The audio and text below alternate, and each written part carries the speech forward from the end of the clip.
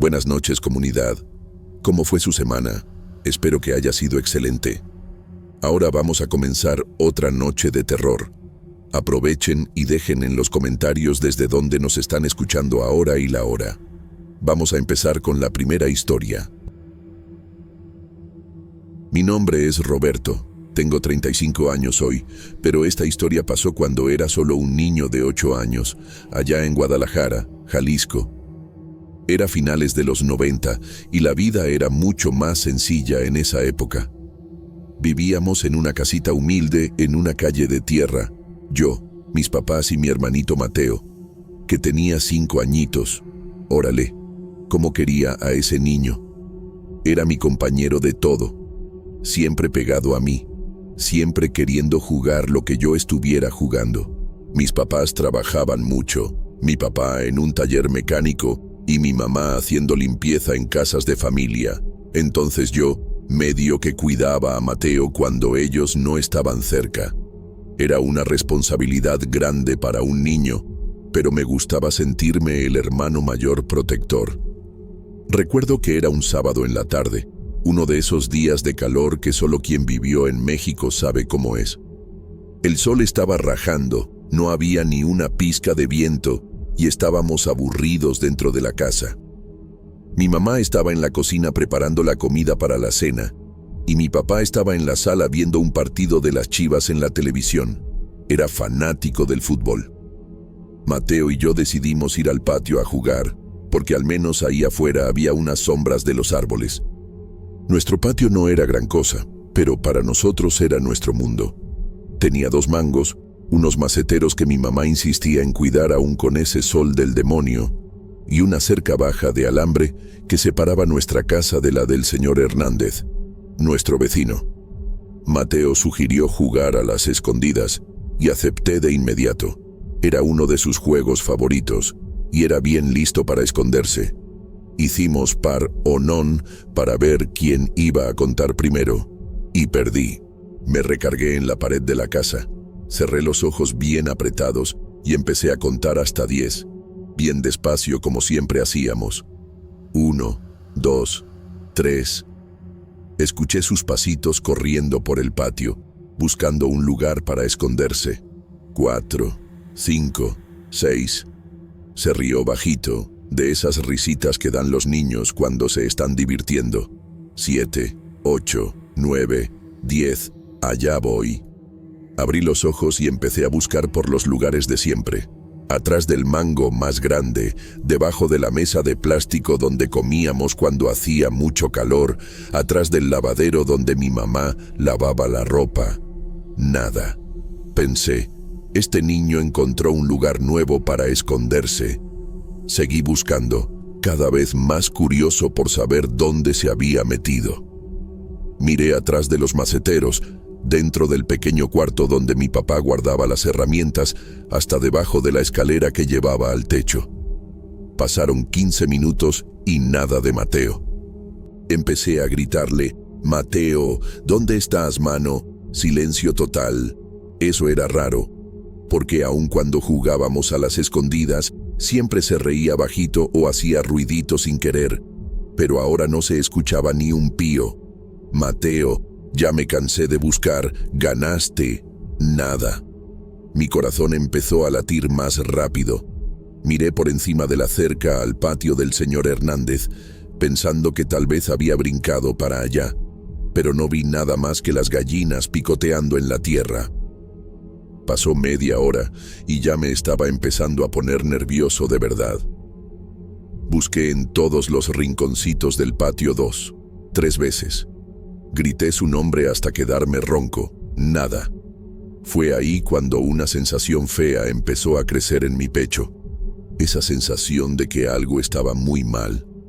Corrí para dentro de la casa, con el corazón latiendo fuerte, y grité, «Mamá, papá, no puedo encontrar a Mateo». Mi mamá soltó la olla que estaba moviendo y vino corriendo, con el delantal todavía amarrado en la cintura.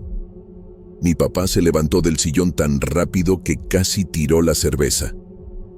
«¿Cómo que no puedes encontrar?», preguntó mi mamá, ya con ese tono de preocupación que tienen todas las mamás. Estábamos jugando a las escondidas y desapareció, respondí casi llorando. Lo que pasó después fue una desesperación que nunca había visto en mi casa. Mi mamá salió corriendo al patio gritando el nombre de Mateo, viendo en todos los lugares que yo ya había visto y en algunos que ni se me habían ocurrido. Mi papá se fue directo a la calle, tocando de puerta en puerta, preguntándoles a los vecinos si alguien había visto a mi hermano. Yo me quedé ahí en medio del patio, sintiéndome el peor hermano del mundo. ¿Cómo había perdido a mi hermanito? ¿Cómo no me di cuenta de que salió del patio? La culpa me estaba comiendo por dentro. Mi mamá regresó a la casa y empezó a revisar todos los cuartos, abriendo roperos, viendo debajo de las camas, como si Mateo pudiera haberse escondido dentro de la casa sin que nos diéramos cuenta. Pero yo sabía que no estaba ahí. Sabía que algo había pasado. La tarde se hizo noche y nada de que apareciera Mateo. Mis papás llamaron a la policía, que llegó con esa cara de quien ya vio esto 1000 veces. Hicieron unas preguntas básicas, anotaron todo en una libretita gastada y salieron a echar un vistazo por el barrio. Los vecinos se juntaron para ayudar en la búsqueda. Doña Esperanza, el señor Hernández, toda la familia Morales que vivía en la esquina. Todo mundo buscando, gritando el nombre de mi hermano, revisando cada rinconcito del barrio. Yo acompañé a algunos grupos, siempre esperando escuchar a alguien gritar, «¡Lo encontré!». Pero conforme pasaban las horas, las caras de la gente se iban poniendo más serias, más preocupadas. Cuando oscureció completamente, todo mundo se fue, prometiendo regresar al día siguiente. Nos quedamos solo nosotros 3 en casa y el silencio era ensordecedor. Esa noche fue la peor de mi vida hasta entonces. Mi mamá lloró tanto que se quedó sin voz, mi papá no se quedó quieto ni un minuto. Se la pasaba caminando de un lado para otro de la casa como un animal herido. Yo me encerré en el cuarto que compartía con Mateo y me quedé viendo su camita vacía, con el osito de peluche que le habían regalado en su último cumpleaños. No pude dormir ni un minuto. Me quedé imaginando dónde podía estar mi hermanito, si tenía hambre, si estaba llorando, si alguien lo estaba cuidando. Mi cabeza de niño creaba los peores escenarios posibles. De madrugada, escuché a mis papás platicando bajito en la cocina, y por las palabras sueltas que pude entender, estaban pensando lo peor. Mi mamá hablaba de secuestro, mi papá mencionaba accidentes, y yo solo quería que amaneciera pronto para seguir buscando. El domingo en la mañana, nuestra casa se volvió un hormiguero. Parientes que ni sabía que existían aparecieron para ayudar en la búsqueda. Mi tía Leticia vino de Zapopan con mis primos. Mi tío Fernando llegó de madrugada manejando desde Colima y hasta vecinos de otras calles que apenas conocíamos se juntaron para buscar a Mateo. Mi mamá tenía los ojos hinchados de tanto llorar, pero no paraba de hacer café y tortas para toda la gente que estaba ayudando. Era su forma de mantenerse ocupada, porque quedarse parada era peor. Mi papá organizó los grupos de búsqueda como si fuera un general, dividiendo el barrio en sectores, dando instrucciones a todo mundo. Yo quería ayudar, pero decían que era muy pequeño y que era mejor quedarme en casa por si Mateo regresaba. Pero ¿cómo me iba a quedar parado sabiendo que mi hermanito estaba perdido por ahí? Los grupos salieron a revisar cada rinconcito de Guadalajara. Buscaron en los terrenos baldíos, en el mercado municipal, en la escuela donde yo estudiaba, hasta en el panteón, porque los niños a veces se esconden en los lugares más raros. Mi tía Leticia se quedó conmigo en casa, haciendo llamadas a los hospitales de la región, preguntando si no había llegado algún niño lastimado o perdido. Con cada no que recibía, yo veía la esperanza disminuir un poquito en sus ojos. Por la tarde, algunos grupos regresaron sin noticias, otros siguieron buscando hasta que oscureció. Mi papá llegó a casa con la cara más abatida que le había visto en la vida. Se sentó en la mesa de la cocina, puso la cabeza entre las manos y lo escuché susurrar: ¿Dónde estás, hijo mío? La segunda noche fue aún peor que la primera. Mi mamá no comió nada en todo el día. Solo tomó café y se la pasó fumando cigarro tras cigarro, cosa que solo hacía cuando estaba muy nerviosa. Mi papá le habló a la policía como 5 veces, siempre preguntando si había novedad, siempre recibiendo la misma respuesta: estamos investigando, señor, cualquier cosa le hablamos. Traté de dormir, pero cada vez que cerraba los ojos, veía la carita de Mateo llamándome para jugar. Me levanté como 3 veces durante la madrugada para ir al patio, esperando encontrarlo ahí, como si todo fuera solo una pesadilla fea. Pero el patio siguió vacío, solo con el ruido de los grillos y el ladrido lejano de algún perro. Fue en la tarde del lunes, casi 3 días después de la desaparición, que pasó el milagro. Estaba sentado en la banqueta del frente, viendo el movimiento de la calle y rogando ver aparecer a mi hermano, cuando escuché una vocecita conocida: «Roberto, mamá, papá».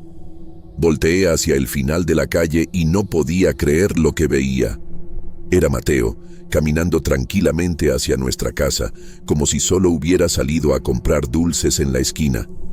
Grité tan fuerte que creo que todo el barrio escuchó: «¡Mateo! Mateo está aquí». Mi mamá salió corriendo de la cocina. Mi papá soltó la herramienta que estaba arreglando y vino corriendo también. Cuando mi mamá lo vio, se tiró al suelo y abrazó a mi hermano con tanta fuerza que pensé que lo iba a asfixiar. Pero algo estaba raro. Mateo tenía la misma ropa del sábado, una camisetita azul del Pato Donald y unos shortcitos de mezclilla, pero la ropa estaba limpiecita, como si acabara de salir de la lavadora. No estaba sucio, no estaba lastimado, no se veía ni un poquito abatido o asustado. De hecho, estaba más tranquilo de lo normal, con una sonrisita en la cara que nunca le había visto antes. Cuando mi mamá le preguntó dónde había estado, respondió simplemente: «Estaba jugando». Mi papá se hincó enfrente de él y preguntó: «¿Jugando dónde, hijo? ¿Con quién?». Y Mateo, con esa naturalidad de niño, respondió: «En la casa del Señor. Me dio de comer y me dejó dormir en su cama». Mis papás se vieron con una expresión que no supe interpretar en ese momento. Mi mamá preguntó qué señor era ese, dónde estaba la casa, cómo había llegado ahí.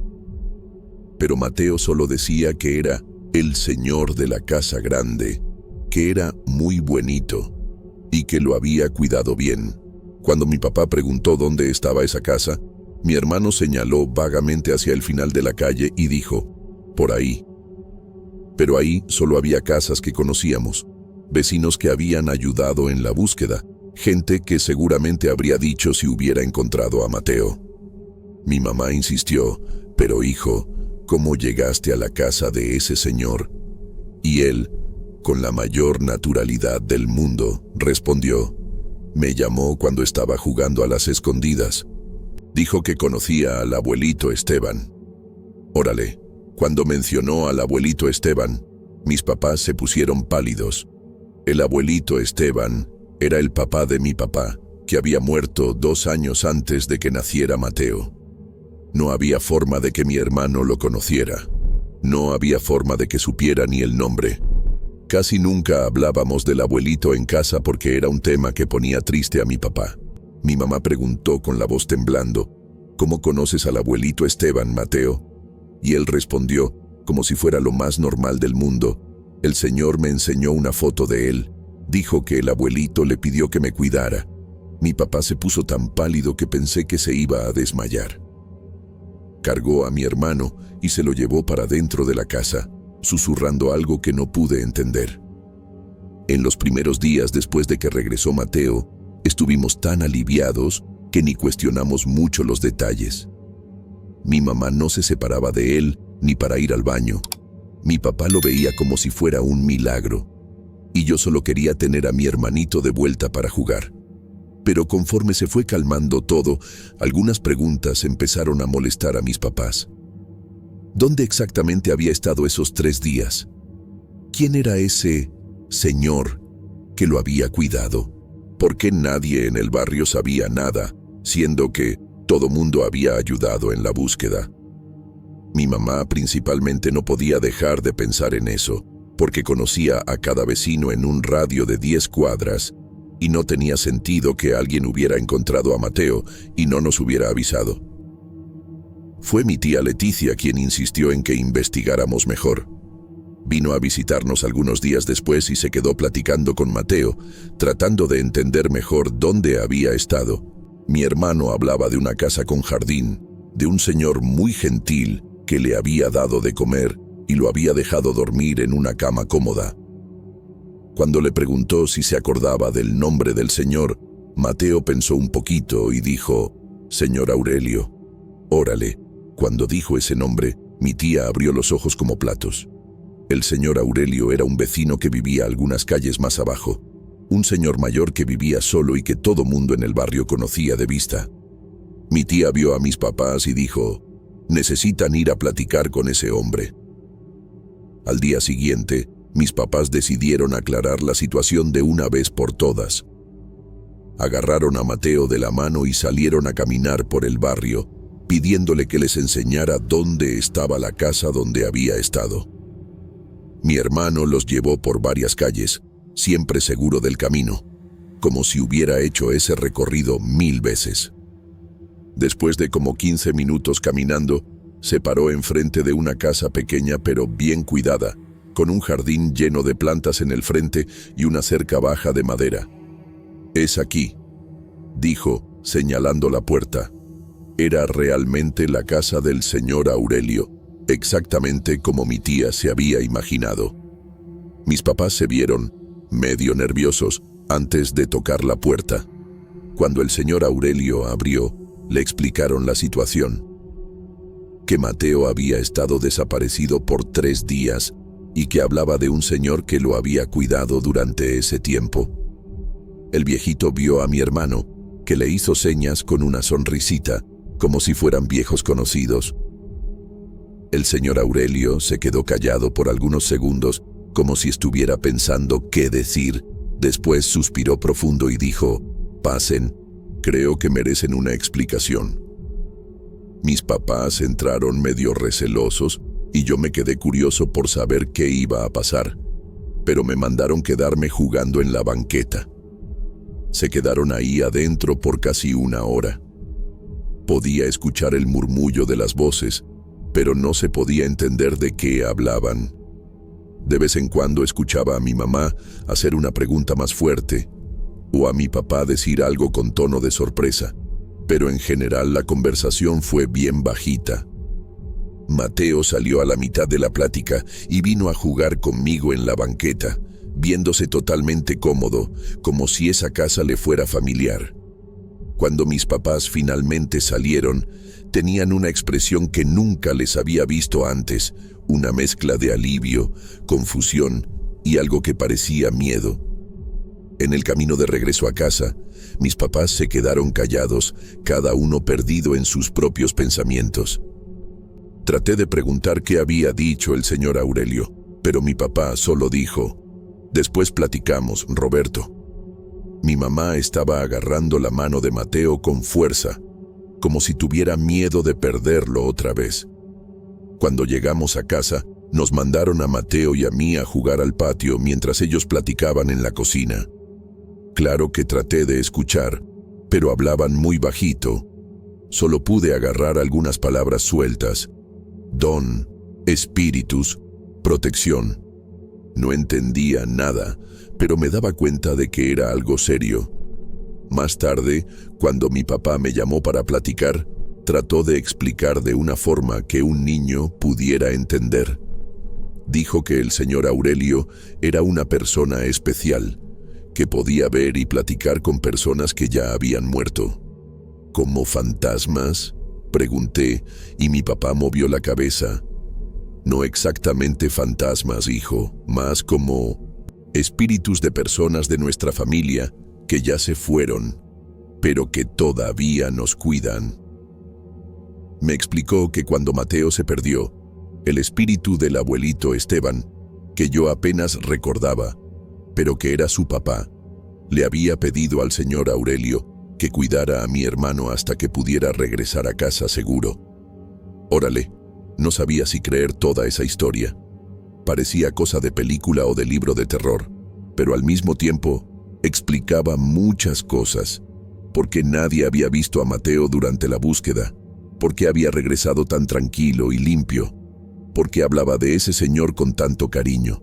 Mi papá dijo que el señor Aurelio había cuidado muy bien a mi hermano, que le había dado comida, baño, un lugar seguro para dormir, y que solo lo había dejado regresar cuando el abuelito Esteban dijo que era seguro. ¿Pero por qué el abuelito no se nos apareció a nosotros?, pregunté. Mi papá suspiró y dijo: porque no todo mundo puede ver esas cosas, Roberto. El señor Aurelio tiene un don especial, y tal vez Mateo también tenga un poquito de ese don.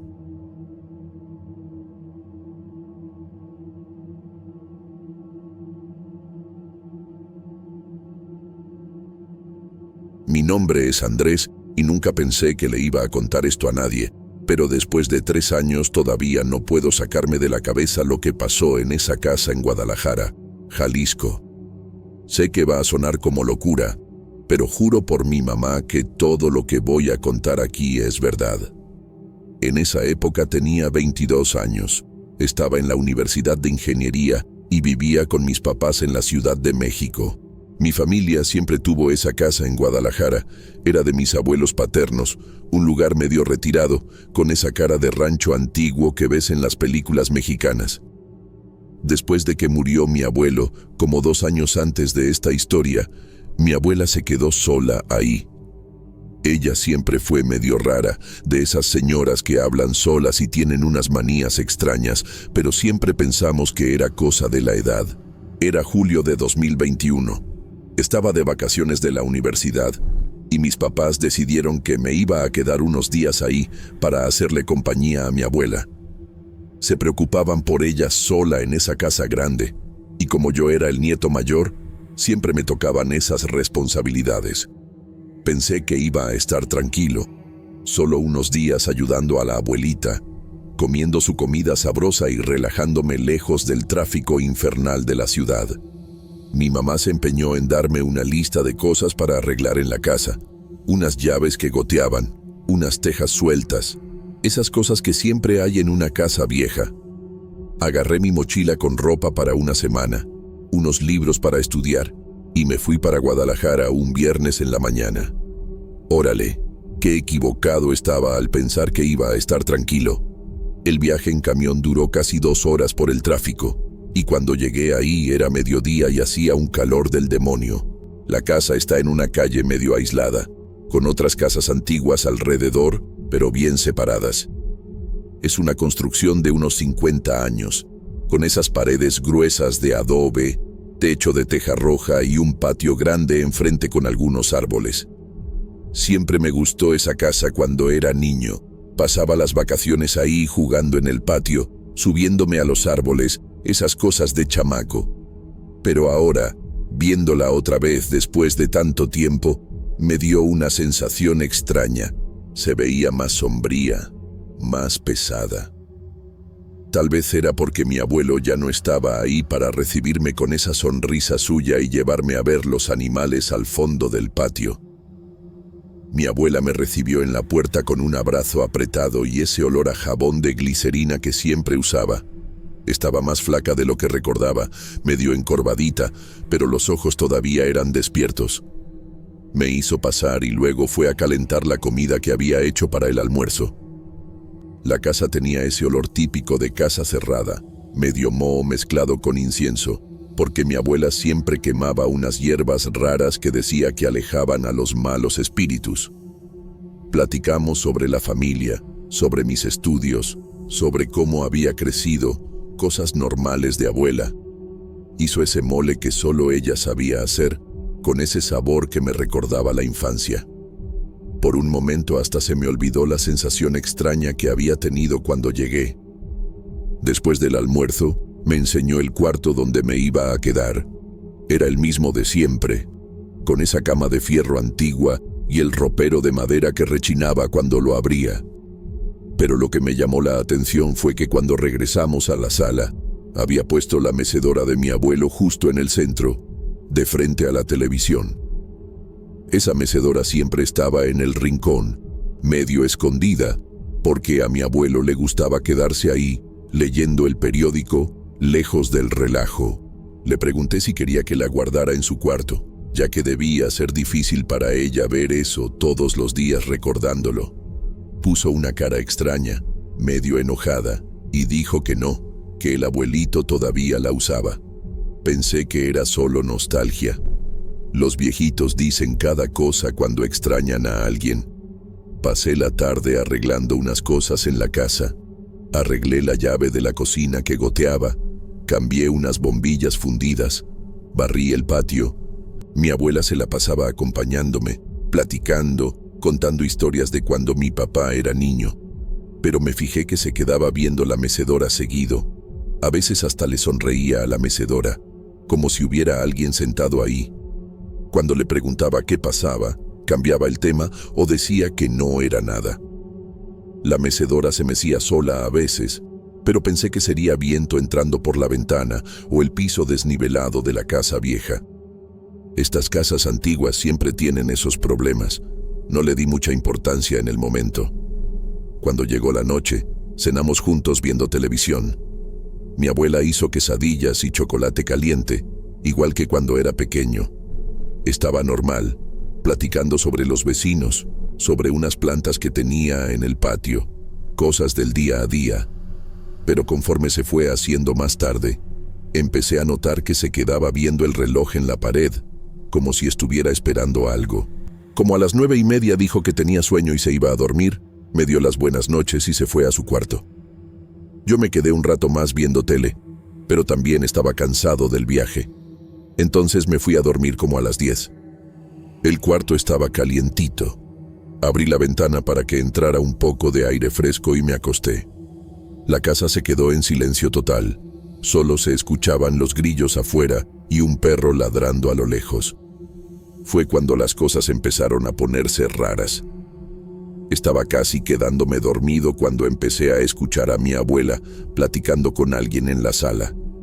Pensé que sería la televisión, pero no era ese ruido de tele, era plática de verdad, voz bajita, susurrando como si no quisiera que yo escuchara.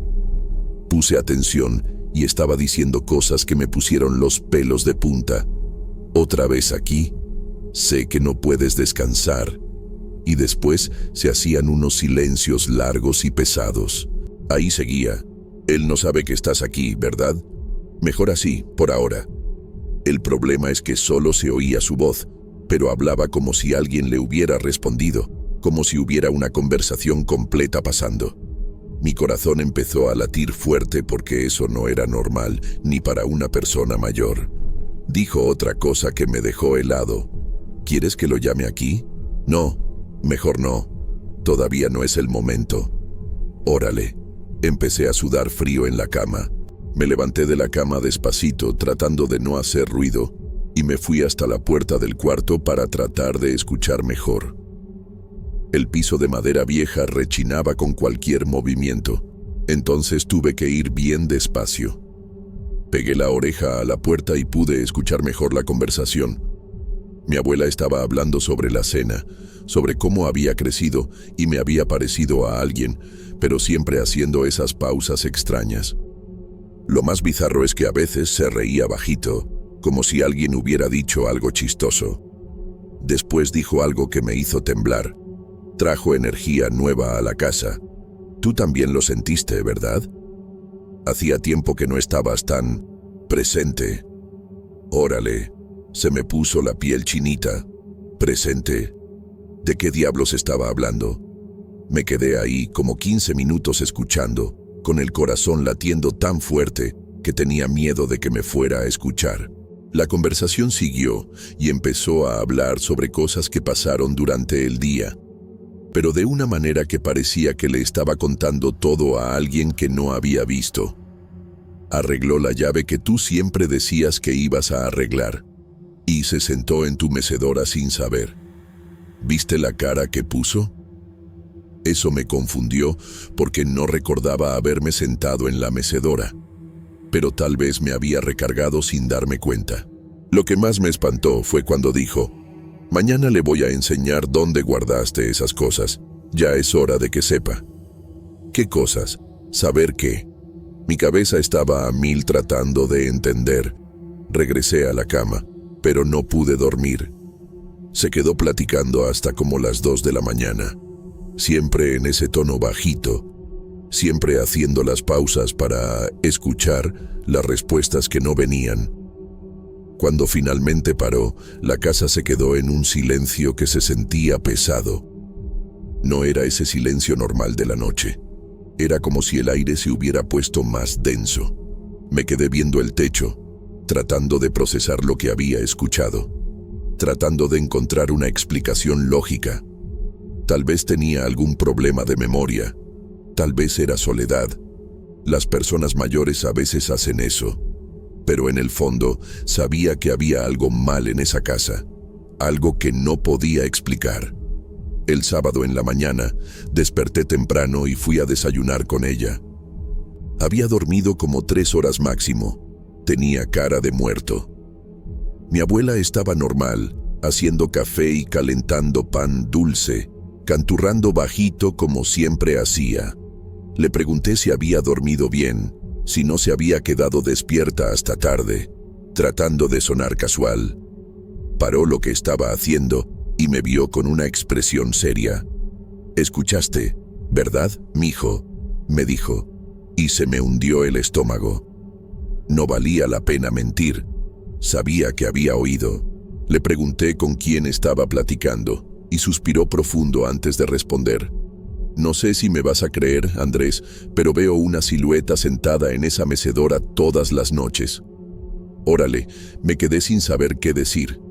Siguió explicando, con una voz tranquila pero triste. «No puedo ver su cara bien, es como una sombra, pero sé que es tu abuelo. Me habla, me cuenta cosas que solo él sabía, me dice los apodos que solo él usaba». Se sentó en la mesa, con las manos temblando un poco. Al principio pensé que me estaba volviendo loca, pero entonces empezó a contarme cosas que pasaron después de que murió, cosas que nunca le conté a nadie. ¿Cómo iba a saber eso si no fuera él mismo? Mi corazón estaba latiendo fuerte porque la forma como hablaba era tan convencida, tan real, que no podía simplemente descartarlo como locura de viejo. Le pregunté desde cuándo pasaba eso, y dijo que empezó como 3 meses después del funeral. Primero solo sentía una presencia, como si alguien hubiera entrado a la sala. Después empecé a ver la silueta en su mecedora, siempre a la misma hora, siempre después de que me iba a dormir. Me vio a los ojos y siguió. Me dijo que no puede descansar porque dejó unas cosas sin terminar. Y ayer me dijo que tú tenías que saber la verdad sobre algo que escondió antes de morir. Órale, mi cabeza estaba dando vueltas. ¿Qué verdad? ¿Qué cosa había escondido? Mi abuela parecía genuinamente espantada, pero también aliviada por finalmente haberle contado a alguien.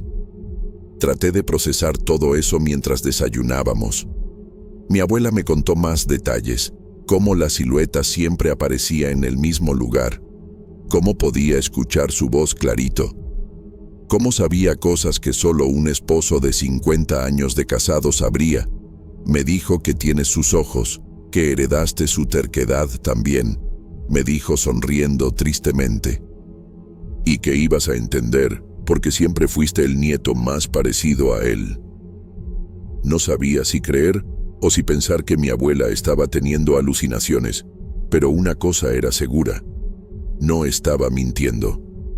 La forma como hablaba, los detalles, la emoción en la voz, todo parecía demasiado real para ser invención. Durante el almuerzo, empezó a prepararme para lo que iba a pasar en la noche.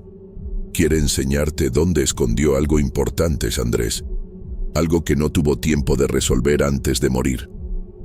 Le pregunté qué tipo de cosa, pero dijo que no sabía exactamente, solo que era algo que guardaba en secreto y que ahora necesitaba ser encontrado. Dijo que si te espantas mucho, no más le digas y para, pero que es importante que sepas. Órale, tenía miedo, pero también curiosidad. Si realmente era mi abuelo, si realmente tenía algo importante que enseñarme, quería saber qué era. Pero al mismo tiempo, la idea de ver una silueta, de tal vez escuchar su voz, me tenía aterrado. La tarde pasó lento, estaba ansioso y no me podía concentrar en nada. Mi abuela estaba más callada que en la mañana, se quedaba viéndome con una expresión preocupada. A veces veía la mecedora y fruncía el ceño, como si algo hubiera cambiado. Traté de ver tele, leer un libro, cualquier cosa para distraer la mente, pero no podía dejar de pensar en lo que iba a pasar en la noche. Como a las 5 de la tarde, mi abuela vino a sentarse a mi lado en el sillón y dijo algo que me puso aún más nervioso. Andrés, hay algo diferente hoy. Él está más agitado, más presente. Nunca lo había visto así. Le pregunté qué quería decir y movió la cabeza. No sé explicar, pero es como si tuviera más fuerza hoy. Cuando llegó la noche, tenía un nudo en el estómago. Mi abuela hizo la cena, pero ninguno de los dos comió bien. Se quedaba viendo el reloj cada 5 minutos y me di cuenta de que ella también estaba nerviosa. Como a las 9 me dijo, vamos a la sala, Andrés, ya está ahí. Órale, se me disparó el corazón. Fuimos a la sala y apagó las luces, dejó solo la lámpara prendida, creando unas sombras raras en las paredes. La mecedora estaba parada en el centro de la sala y por un momento no pasó nada. Ahí, despacito, empezó a mecerse sola. Mi abuela susurró, ya llegó. Estaba sudando frío, pero no podía quitar los ojos de la mecedora. Fue ahí cuando empecé a ver. Primero fue solo una sombra más oscura que las otras, después fue tomando forma. Era como una silueta humana sentada en la mecedora, pero sin detalles, sin cara definida. Mi abuela empezó a hablar. Está aquí, Andrés. ¿Puedes ver? Podía, y eso me aterró. La silueta se puso más nítida y juro que pude sentir unos ojos viéndome, aunque sin ver una cara. Ahí vino la voz. No era exactamente una voz, era como un susurro que venía de todos lados al mismo tiempo, pero se podían entender las palabras. Andrés, mi nieto. La voz se parecía a la de mi abuelo, pero tenía algo mal, algo que me dio escalofríos. La silueta empezó a hablar sobre cosas de la familia, sobre cuando era pequeño, cosas que solo mi abuelo sabría.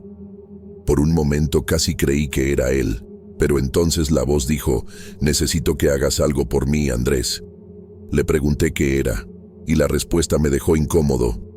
Trae a tu prima Carmen aquí la próxima semana. Dile que es para hacerle compañía a tu abuela. Carmen tenía solo 15 años, era hija de mi tío, una niña dulce. Le pregunté por qué específicamente ella, y la voz respondió, ella tiene algo que necesito. La forma como lo dijo, con una pausa extraña, me hizo sentir un frío en la panza.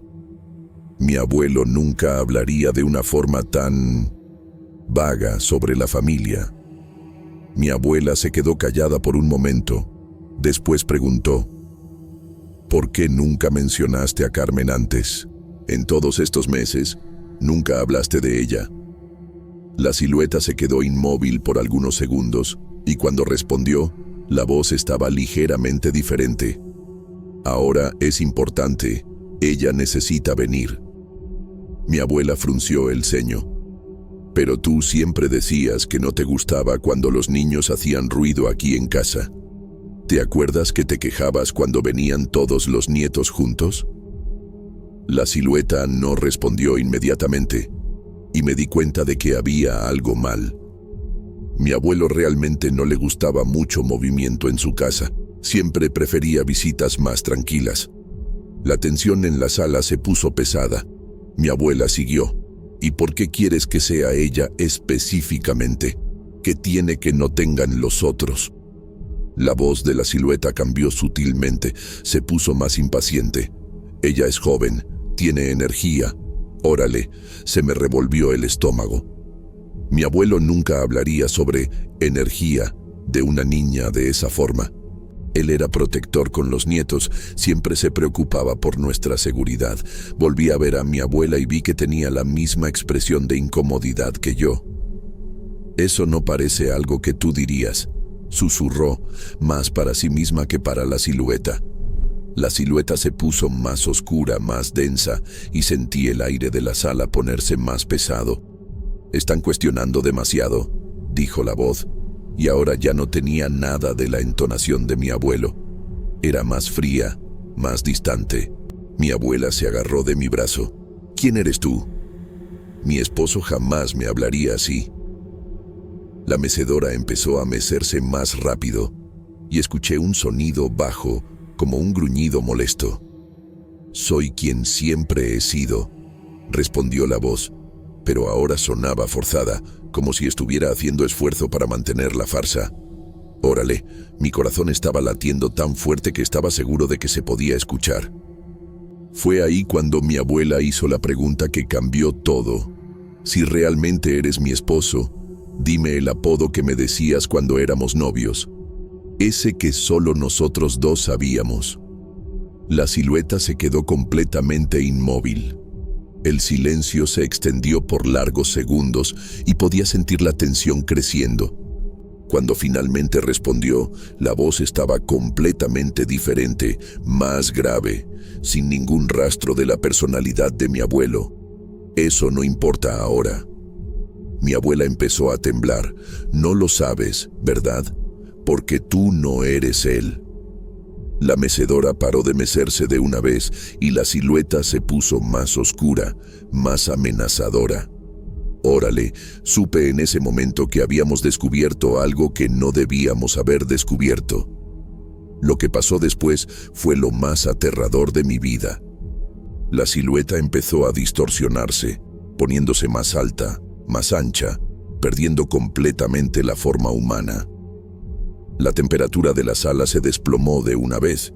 Nuestra respiración empezó a salir vapor y sentí un olor extraño en el aire, como si algo se hubiera podrido. La mecedora empezó a girar sola, haciendo un ruido horrible de madera rechinando. Mi abuela empezó a llorar, susurrando oraciones bajito, y la jalé atrás del sillón, tratando de protegernos. La cosa que estaba en la mecedora ya no era una silueta humana, era una masa oscura, deforme, que parecía latir como si tuviera vida propia. La masa oscura empezó a crecer, ocupando casi la mitad de la sala. Donde se expandía, podía sentir una maldad pura, una energía que me daba náuseas. Mi abuela estaba temblando tanto que pensé que se iba a desmayar. Me agarró del brazo con una fuerza que no sabía que tenía, y los dos nos quedamos ahí, paralizados de miedo, viendo esa cosa apoderarse del ambiente.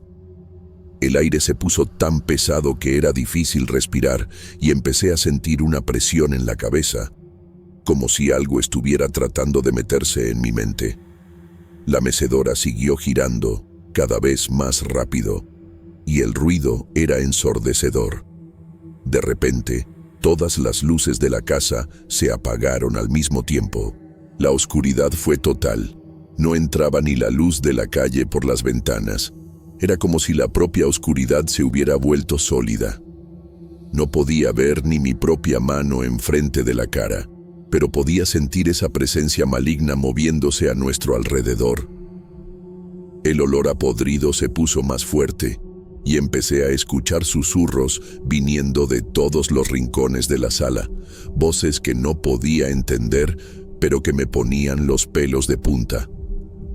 Mi abuela estaba rezando en voz alta ahora, y sentí que estaba tan aterrada como yo. La mecedora paró de girar de una vez, y el silencio que siguió fue aún más espantoso que el ruido. Fue ahí cuando sentí algo rozar mi brazo. No era una mano, era algo frío y viscoso, como si estuviera hecho de lodo helado. Grité y jalé a mi abuela, tratando de alejarnos de ahí, pero en la oscuridad no sabía para dónde ir.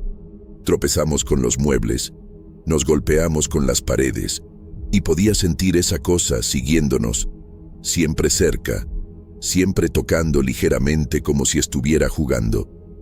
Mi abuela estaba llorando y rezando al mismo tiempo, y yo trataba de orientarme por la memoria, tratando de recordar dónde estaba la puerta de salida. La desesperación se estaba apoderando de mí, porque sabía que si no salíamos de ahí pronto, algo muy malo iba a pasar. Pude encontrar la pared de la sala y fui tanteando hasta encontrar la puerta del frente. Mi mano tembló cuando toqué la manija, con miedo de que no fuera a abrir, pero gracias a Dios giró normalmente. Abrí la puerta y entró una ráfaga de aire fresco a la casa, junto con la luz de la calle. Era como si la oscuridad sobrenatural se hubiera quedado atrapada dentro de la casa, porque afuera todo estaba normal. Agarré a mi abuela de la mano y salimos corriendo, sin voltear atrás. Tenía dificultad para seguir mi ritmo, pero el miedo le dio fuerza, y los dos corrimos por la calle como si nuestra vida dependiera de eso. Paramos hasta que llegamos a la casa del vecino más cercano, que estaba como a 3 cuadras de distancia. Mi abuela estaba jadeando, con la mano en el pecho, y yo estaba sudando frío a pesar del aire fresco de la madrugada. Volteamos hacia la casa, y estaba completamente oscura, como si no hubiera nadie ahí, pero juro que vi una sombra moviéndose atrás de las ventanas, una forma que no parecía humana. Mi abuela susurró: «No podemos regresar ahí, Andrés, nunca más». Estuve completamente de acuerdo. No importaba lo que se hubiera quedado en la casa, ropa, documentos, recuerdos. Nada valía la pena el riesgo de enfrentar esa cosa otra vez. Nos quedamos en la casa del vecino hasta que salió el sol. Era un señor mayor que conocía a mi familia desde hace años, y cuando le contamos que había pasado una emergencia en la casa, nos dejó quedarnos sin hacer muchas preguntas. Mi abuela no paraba de temblar, y yo no podía quitarme de la cabeza la sensación de esa cosa tocando mi brazo. Cuando amaneció, les hablamos a mis papás y les contamos que había habido un problema con la luz de la casa, que había sido peligroso quedarnos ahí. No mentimos completamente. Realmente había habido un problema con la luz. Vinieron por nosotros el mismo día, y mi abuela decidió en ese momento que se iba a mudar a la ciudad para estar cerca de la familia. Al final, la casa fue abandonada. Hoy en día está toda deteriorada, con las ventanas rotas y la hierba apoderándose del patio. A veces paso en carro por la calle, solo para ver cómo está, y juro que todavía siento un frío en la panza cuando la veo. Mi abuela nunca más habló sobre lo que pasó esa noche, pero sé que se acuerda de todo, porque a veces la veo viendo la nada con una expresión espantada, como si estuviera reviviendo esos momentos.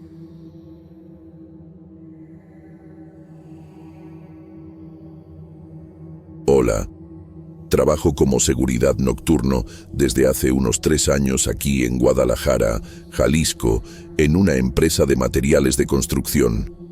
Es un trabajo medio aburrido, para ser sincero, porque la mayoría de las noches no pasa absolutamente nada.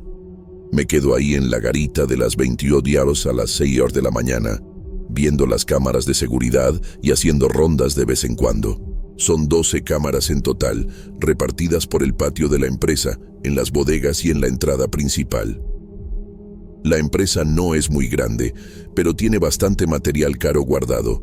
Entonces el patrón se empeña en mantener vigilancia 24 horas. Normalmente, lo único que veo en las cámaras son gatos callejeros buscando comida y, a veces, algún borracho tratando de orinar en el portón. Pero hace unos 2 meses, empecé a notar unas cosas extrañas que hasta hoy no logro explicar bien. Todo empezó un jueves a finales de septiembre. Era una noche normal, medio fría, y estaba haciendo mi ronda habitual por las cámaras. Siempre sigo la misma secuencia. Empiezo por la cámara 1, que está en la entrada.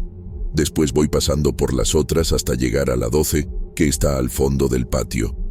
Cuando llegué a la cámara 7, que monitorea el área entre las bodegas 2 y 3, vi una sombra moviéndose. Al principio pensé que sería un gato o perro, porque es común que aparezcan por ahí. Pero cuando presté más atención, me di cuenta de que la sombra era demasiado grande para ser un animal. Tenía forma humana, pero se estaba moviendo de una forma extraña, medio flotando en lugar de caminar normalmente. Me quedé observando por unos 2 minutos, tratando de entender qué era, pero de repente la sombra simplemente desapareció. Me pareció extraño, pero no le di mucha importancia. Pensé que podía haber sido algún efecto de la iluminación o algún problema en la cámara. Estas cámaras son medio viejas y a veces hacen unas cosas raras en la imagen. Continué mi ronda normal y no vi nada más diferente durante el resto de la noche. Al día siguiente, le comenté a Javier, que es el seguridad del turno de la tarde, sobre lo que había visto. Se rió y dijo que debía estar necesitando dormir más, que probablemente había sido solo una sombra de algún árbol o poste. Medio que estuve de acuerdo con él, porque realmente tenía sentido, pero en el fondo, algo me molestaba de esa explicación. La sombra que había visto se movía de forma muy deliberada, como si tuviera conciencia propia. 2 semanas después, volvió a pasar. Era un lunes, y estaba más atento esta vez porque me había quedado curioso sobre lo que había visto antes. Estaba viendo la cámara 4, que está en el lado izquierdo del patio, cuando vi no una, sino 2 figuras sombrías moviéndose entre los contenedores. Esta vez estaba seguro de que no eran animales ni efectos de luz.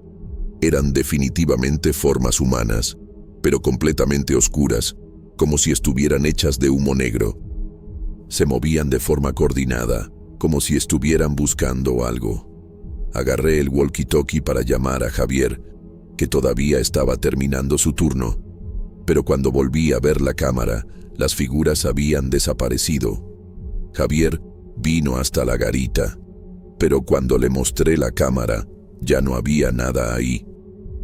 Empezó a pensar que estaba inventando historias o que me estaba volviendo paranoico. Dijo que trabajar solo de madrugada a veces hace que la mente nos juegue trucos. No insistí mucho porque sabía cómo iba a sonar de loco, pero empecé a prestar más atención a las cámaras. En las siguientes semanas, vi las figuras algunas veces más, siempre en cámaras diferentes y siempre por poco tiempo. Aparecían, se movían por algunos segundos y después desaparecían sin dejar rastro. Lo más extraño es que nunca aparecían todas las noches. A veces pasaban 1 o 2 semanas sin que viera nada, y después volvían. Empecé a anotar en un cuadernito las fechas y horarios en que veía las figuras, tratando de encontrar algún patrón. Fue ahí cuando descubrí algo que me dejó aún más intrigado. Todas las apariciones pasaban en noches específicas, y cuando fui a revisar en el calendario, me di cuenta de que siempre eran noches de luna nueva o luna llena. Nunca en las otras fases de la luna, siempre en esas 2. Esto no podía ser coincidencia. Empecé a investigar en internet sobre este tipo de cosas y descubrí que muchas culturas antiguas creían que ciertas entidades se volvían más activas durante esas fases lunares. No soy una persona supersticiosa, pero aquello estaba empezando a tener sentido de una forma que me asustaba. Decidí que en la próxima luna nueva iba a estar extra atento y tratar de grabar algo como prueba. La luna nueva siguiente cayó un miércoles. Llegué al trabajo más temprano de lo normal y preparé mi celular para grabar la pantalla del monitor en caso de que viera algo. También llevé una linterna más potente y dejé el walkie-talkie siempre a la mano. La noche estaba más silenciosa de lo normal. Ni los gatos callejeros aparecieron. Allá por las 2 horas de la mañana, cuando estaba haciendo mi ronda por las cámaras, aparecieron de nuevo. Esta vez fueron 3 figuras, y estaban en la cámara 9, que está justo en el centro del patio. Logré grabar unos 30 segundos antes de que desaparecieran. Cuando vi el video después, casi no podía creer lo que estaba viendo. Las figuras eran claramente visibles, moviéndose de forma inteligente como si estuvieran explorando el lugar. Al día siguiente, le mostré el video a Javier, y esta vez no pudo negar lo que estaba viendo. La grabación era demasiado clara para ser descartada como imaginación o problema técnico. Se puso medio asustado y sugirió que le contáramos al supervisor, pero yo dije que era mejor investigar un poco más antes. Si le contábamos al jefe sin tener más evidencias, probablemente iba a pensar que estábamos locos y hasta podía despedirnos. Decidimos que nos íbamos a turnar en las próximas noches de luna llena y nueva para tratar de entender mejor lo que estaba pasando. Javier iba a quedarse algunas horas extras conmigo para tener 2 personas observando las cámaras al mismo tiempo. La luna llena siguiente fue un viernes, y Javier se quedó conmigo hasta unas 3:00 de la mañana. Preparamos todo: cámaras del celular cargadas, cuaderno para anotar todo, y hasta una cámara digital vieja que Javier trajo de su casa. Nos quedamos los 2 pegados a los monitores, cada uno observando 6 cámaras. Allá por la 1:30 empezaron a aparecer. Primero fue solo una figura en la cámara 3, después 2 más en la cámara 8.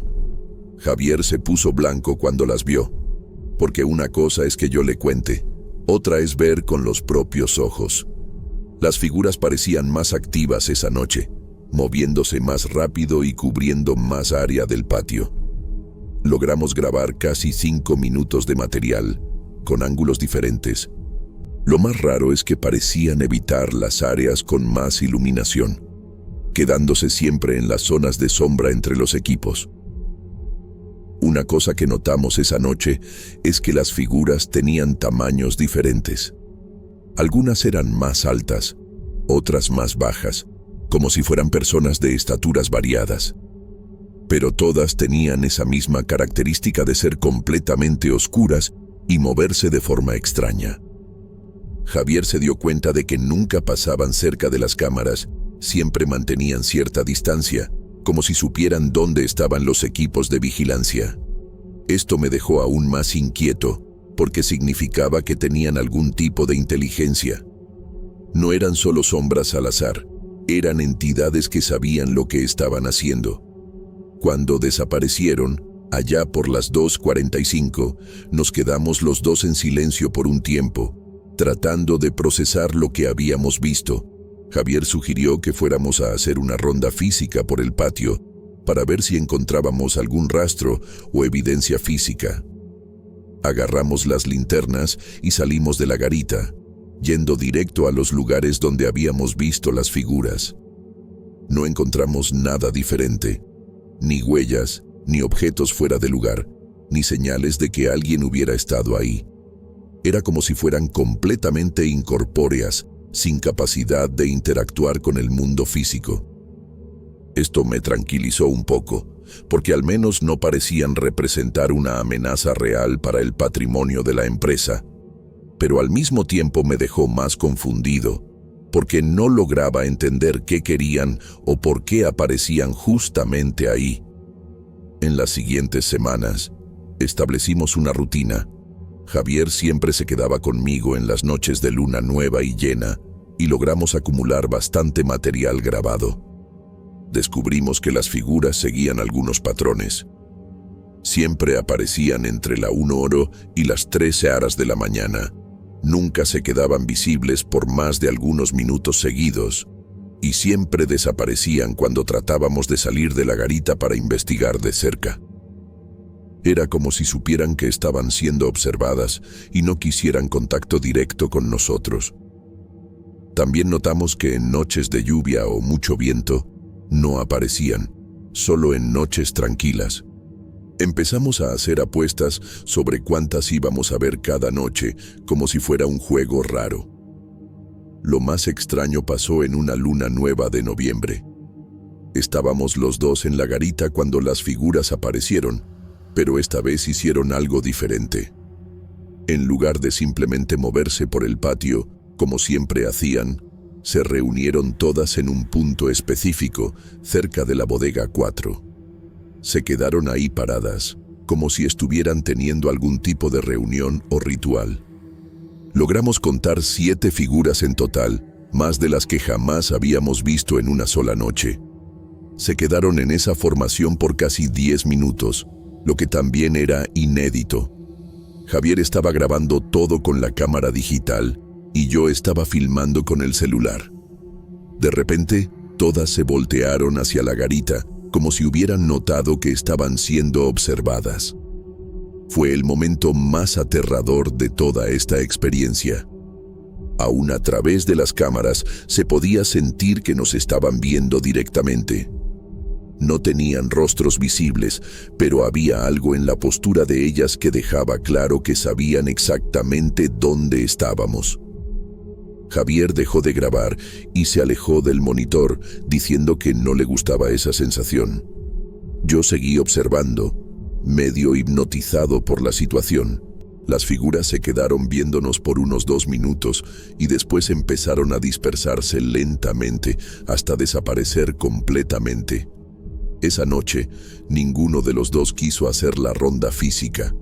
Nos quedamos encerrados en la garita hasta el amanecer, revisando las grabaciones y tratando de entender lo que había pasado. Después de ese episodio, las apariciones empezaron a volverse más raras. Pasaron algunas lunas sin que viéramos nada, y cuando volvieron a aparecer, eran siempre en menor número y por menos tiempo. Era como si ese momento de contacto visual hubiera cambiado algo en la dinámica. Javier empezó a ponerse más nervioso con toda la situación y dijo que prefería no participar más en las vigilias. Siguió trabajando normalmente, pero en las noches de luna especial inventaba excusas para irse más temprano. No lo culpo, porque la situación realmente se estaba poniendo pesada. Incluso yo, que siempre fui más curioso que miedoso, empecé a sentir cierta incomodidad cuando se acercaban las fechas. La última vez que vi las figuras fue en una luna llena de diciembre. Estaba solo en la garita porque Javier había pedido el día libre. Aparecieron apenas 2 figuras y se quedaron visibles por menos de 1 minuto. Pero lo más extraño es que una de ellas parecía estar observándome directamente a través de la cámara 5, que está más cerca de la garita. Era como si supiera exactamente dónde estaba yo y estuviera tratando de establecer algún tipo de comunicación. Me quedé ahí parado, viéndola de vuelta a través del monitor, en una especie de confrontación silenciosa. Después de unos 30 segundos, simplemente se disolvió en el aire, y desde entonces nunca más vi nada parecido. Es como si hubieran decidido que ya habían hecho lo que vinieron a hacer y no necesitaban aparecer más.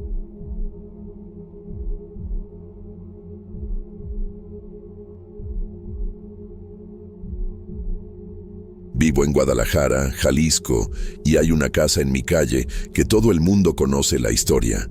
Hace como 5 años, un tipo que vivía ahí se volvió completamente loco y mató a la esposa y a los 2 hijos pequeños con un cuchillo de cocina.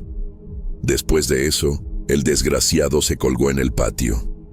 La casa quedó abandonada desde entonces, y todo el mundo aquí del barrio evita pasar muy cerca, principalmente en la noche. Yo siempre pensé que esas historias de espantos eran puras tonterías. Siempre pasaba enfrente de la casa normalmente, hasta me burlaba con los cuates sobre los fantasmitas. Pero órale, después de lo que me pasó, te juro que cambié completamente de opinión sobre esas cosas.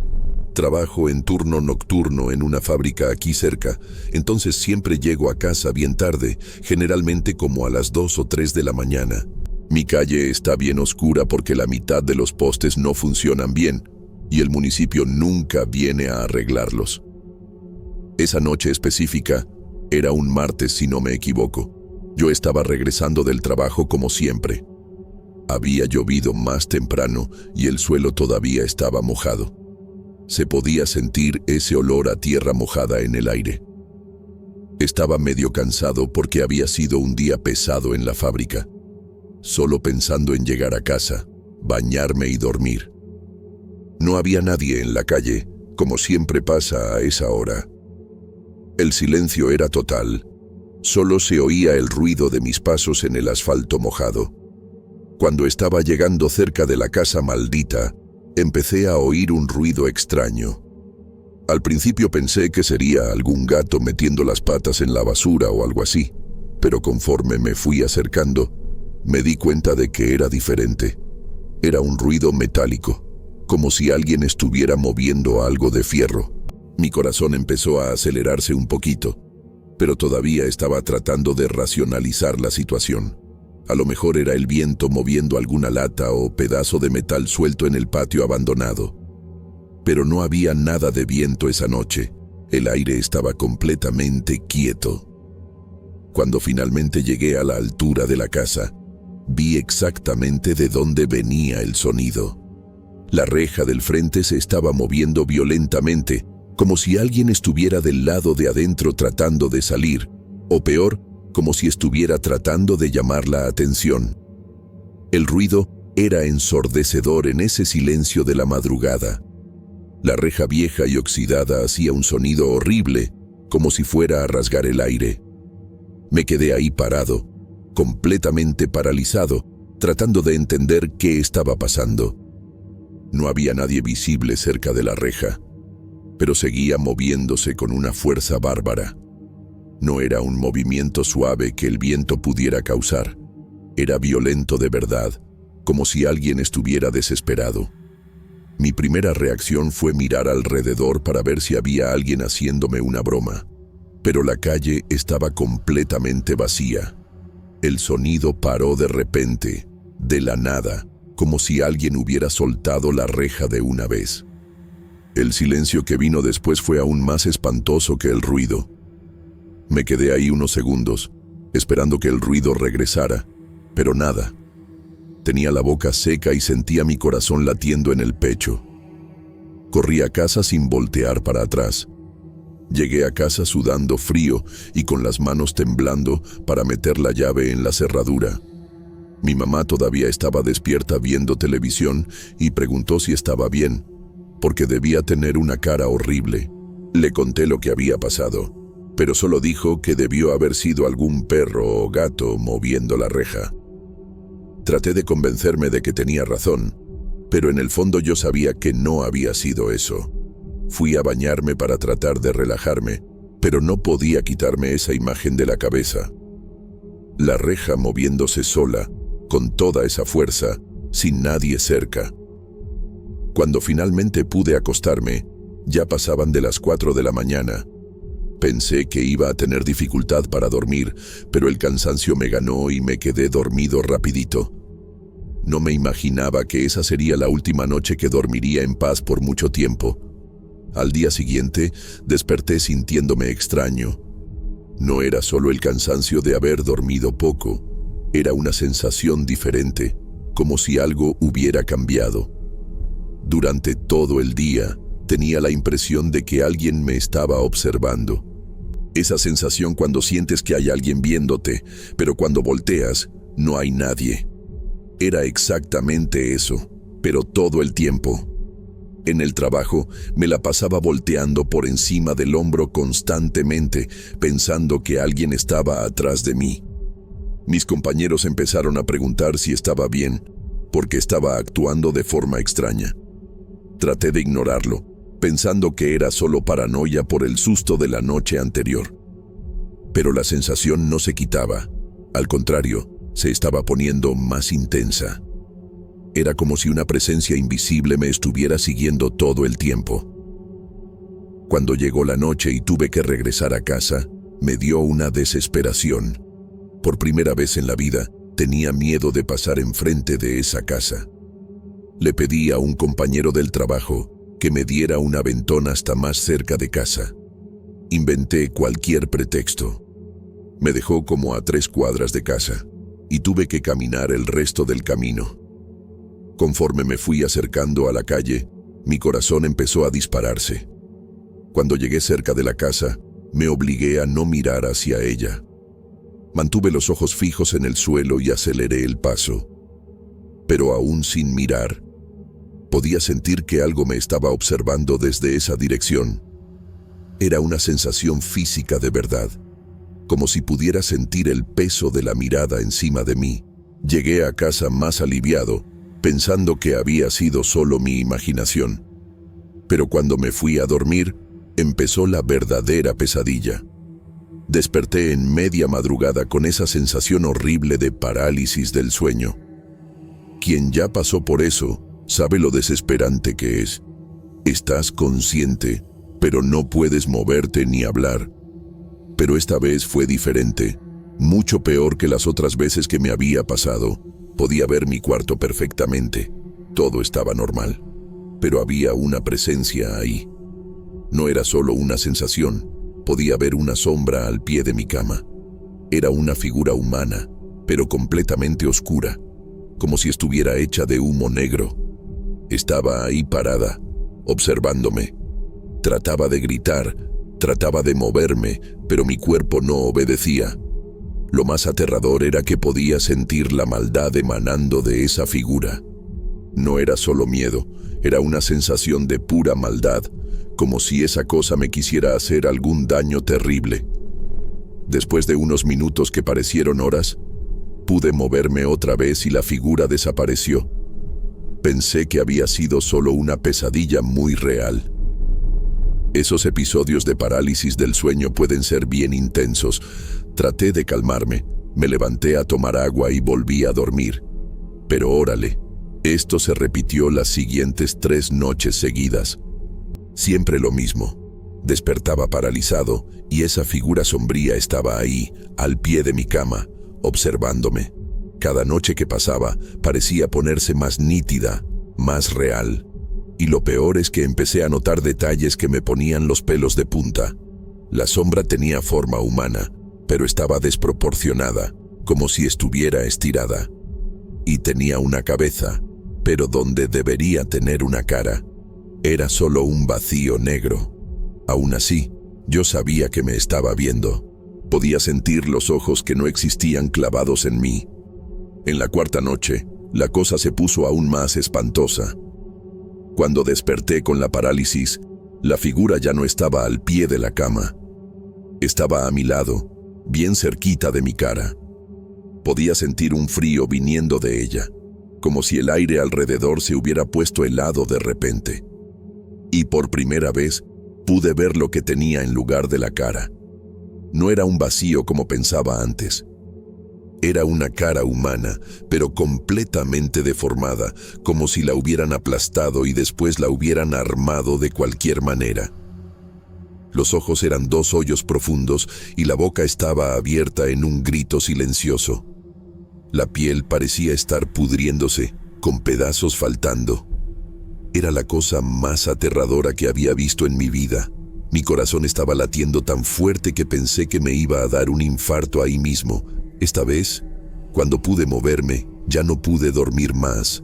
Me quedé despierto hasta que amaneció, con todas las luces prendidas.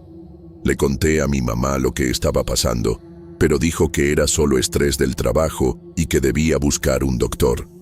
Traté de seguir su consejo, pero en el fondo sabía que no era nada médico.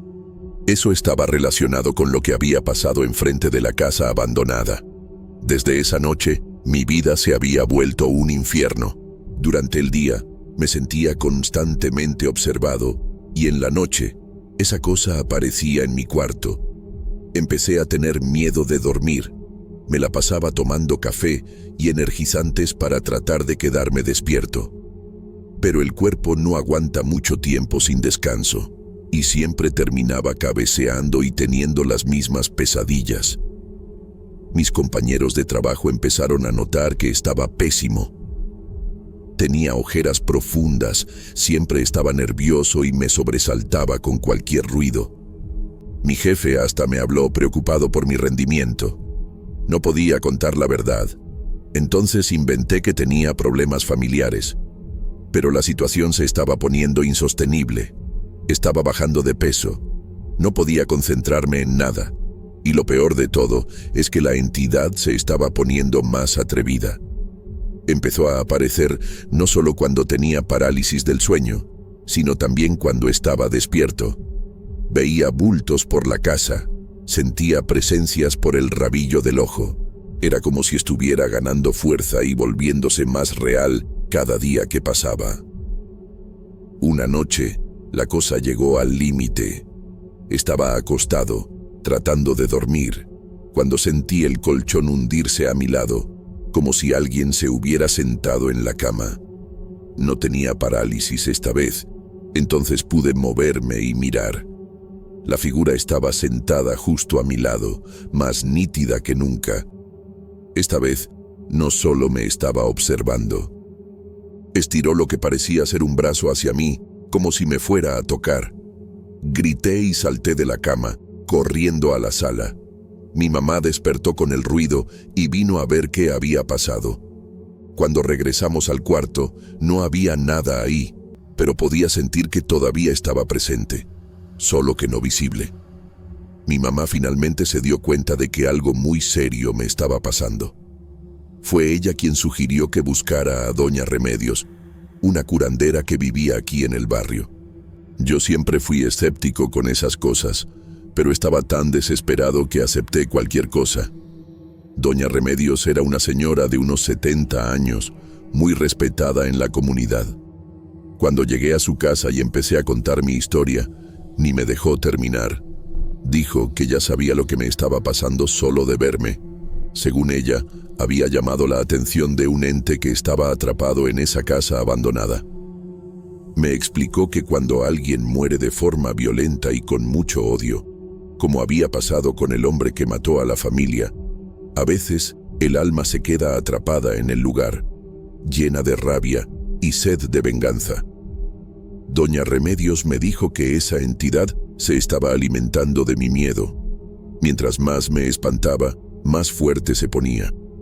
Por eso las apariciones se estaban volviendo más frecuentes y más reales. Estaba literalmente chupando mi energía a través del terror que yo sentía. La curandera me explicó que tenía dos opciones: o me cambiaba de ciudad para tratar de escapar de la influencia de la entidad, o la enfrentaba de frente, sin miedo, para romper el ciclo. Según ella, esas criaturas solo tienen poder sobre nosotros mientras permitimos que lo tengan. Si yo lograba encararlas sin sentir miedo, perdería toda la fuerza y desaparecería. Parecía imposible, pero era mi única oportunidad de recuperar mi vida. Me enseñó algunas oraciones y me dio un crucifijo bendito, diciéndome que la fe sería mi mayor arma.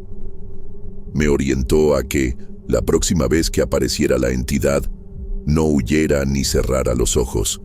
Tenía que mirarla directamente y mostrar que no tenía miedo, aunque por dentro me estuviera muriendo de terror. Doña Remedios dijo que sería la noche más difícil de mi vida, pero que si lograba pasar por eso, estaría libre para siempre. Regresé a casa con el crucifijo en el cuello y las oraciones memorizadas, preparándome mentalmente para el enfrentamiento. Sabía que esa noche, una de las dos no saldría victoriosa. O yo vencía el miedo, o esa cosa me iba a destruir completamente. Esa noche, me preparé como si fuera para la guerra.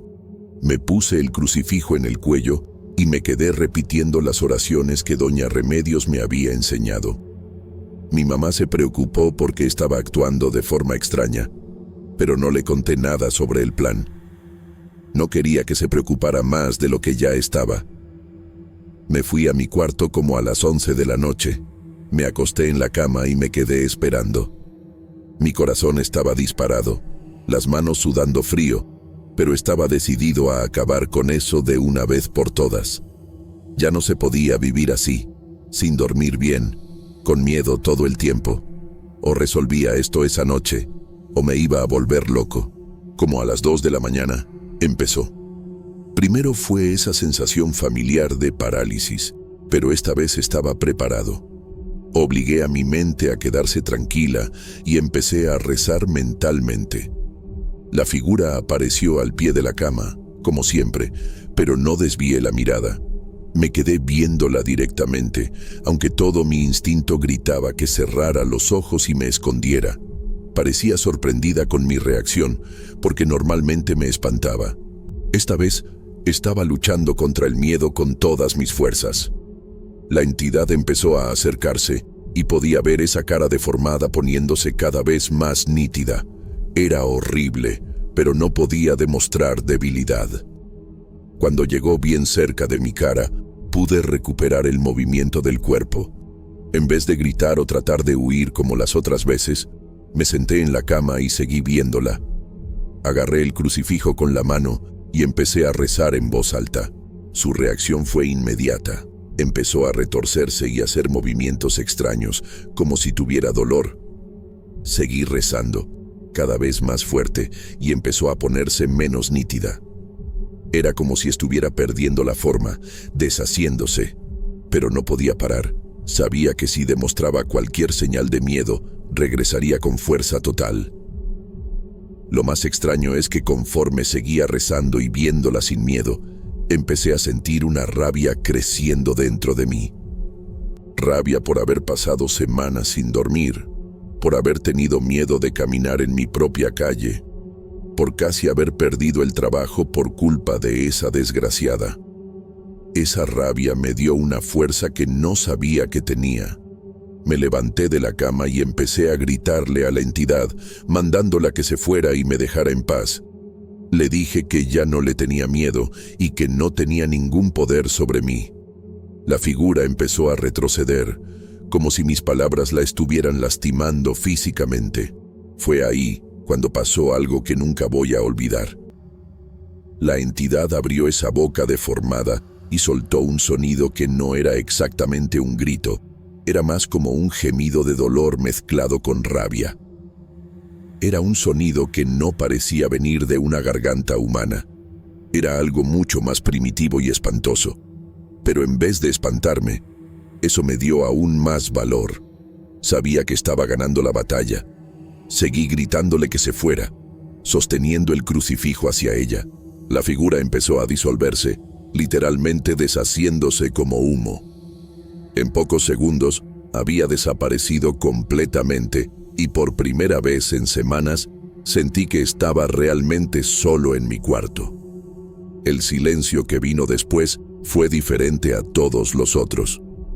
No era ese silencio pesado y amenazador que había sentido las últimas semanas. Era un silencio normal, tranquilo. Me quedé ahí parado unos minutos, esperando que regresara. Pero no pasó nada. Lentamente, empecé a darme cuenta de que la sensación de estar siendo observado había desaparecido completamente. Era como si me hubieran quitado un peso de los hombros. Por primera vez en mucho tiempo, me sentí realmente libre. Me acosté en la cama y, para mi sorpresa, pude dormir profundamente hasta la mañana, sin ninguna pesadilla o parálisis. En los días siguientes, mi vida regresó a la normalidad gradualmente. La sensación de estar siendo observado nunca regresó, y nunca más tuve parálisis del sueño. Volví a pasar enfrente de la casa abandonada normalmente, sin sentir nada de miedo. Era como si nada hubiera pasado. Le conté a doña Remedios lo que había pasado, y dijo que había hecho exactamente lo que tenía que hacer. Según ella, la entidad había perdido todo el poder sobre mí en el momento en que dejé de alimentarla con mi miedo. Probablemente había regresado a donde sea que esas cosas se quedan cuando no están atormentando a nadie. Lo más extraño de todo es que, después de esa noche, nunca más supe de nadie que tuviera experiencias extrañas cerca de esa casa. Antes, de vez en cuando aparecía alguien contando que había visto bultos u oído ruidos extraños por ahí. Pero después de mi enfrentamiento con la entidad, parece que simplemente desapareció para siempre. A veces me pregunto si no estaba esperando por alguien que tuviera valor suficiente para enfrentarla, para finalmente poder descansar en paz. O tal vez solo se fue a buscar otra persona para atormentar en otro lugar. Sinceramente, no quiero saber. Lo importante es que mi vida regresó a la normalidad y aprendí que a veces la única forma de vencer el miedo es mirándolo directamente.